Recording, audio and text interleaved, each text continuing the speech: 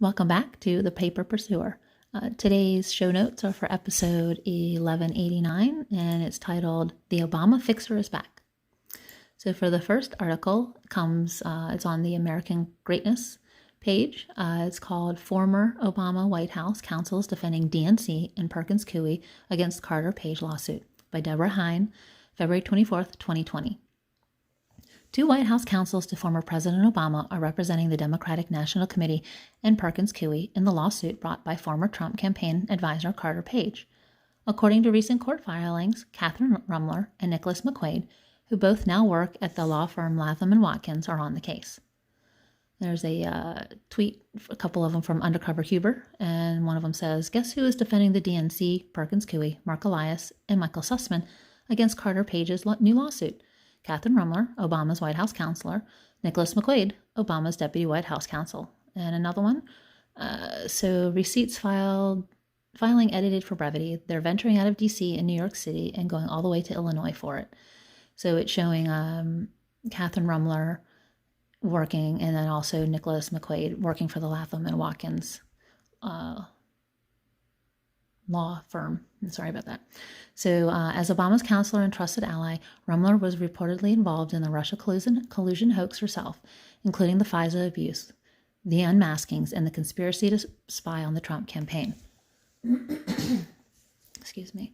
Page is suing the DNC, Perkins Coie, and the law firm's partners Mark Elias and Michael Sussman for funding the fraudulent dossier that served as the basis for illegal surveillance warrants against him. The defendants are private actors who used false information, misrepresentations, and other misconduct to direct the power of the international intelligence apparatus and the media industry against a private individual, plaintiff Carter Page, to further their political agenda. The complaint, which was filed late last month, states. The DNC is expected to file a motion to dismiss on March 16, 2020, and Page expected to respond on April 15, 2020. At the Obama White House, McQuaid provided oversight into investigations such as the Republicans' investigation of the attack on the U.S. Embassy in Benghazi and the botched implementation of the Affordable Care Act, aka Obamacare. Secret Service sex scandal cover-up, the IRS email scandal, the Benghazi cover-up, and the cylinder scandal. She was involved in another major scandal under the Bush administration.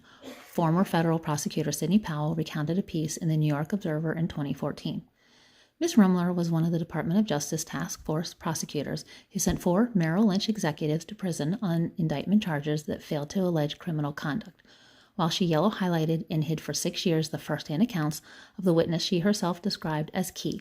She hid the exculpatory evidence of Merrill's own in-house counsel, which belied her statements to the jury, and she signed a constitutionally and ethically required Brady letter that was misleading and false.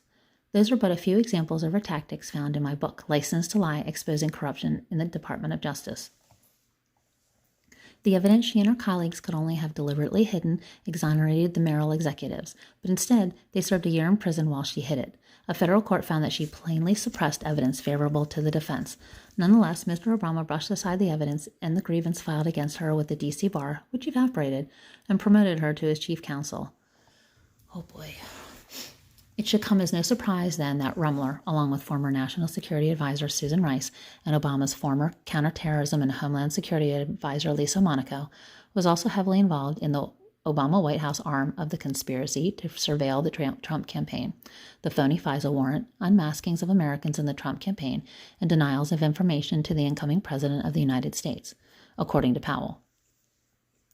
Rumler, who now represents Susan Rice, sent a letter to lawmakers in February of 2018 explaining why Rice drafted a curious email to herself on January 20, 2017, just hours before the Obama administration left office. President Obama and his national security team were justifiably concerned about potential risks to the nation's security from sharing highly classified information about Russia with certain members of the Trump transition team, particularly Lieutenant General Michael Flynn, Rumler wrote. Flynn was President Trump's national security advisor until the transcripts from his phone call with the Russian ambassador were unmasked and illegally leaked to the media, forcing him to resign. Rumler's letter was a response to GOP Senators Chuck Grassley of Iowa and Lindsey Graham of South Carolina, who had inquired about Rice's curious email. The attorney also helped shepherd convicted pedophile George Nader through 7 interviews with Mueller's prosecutors.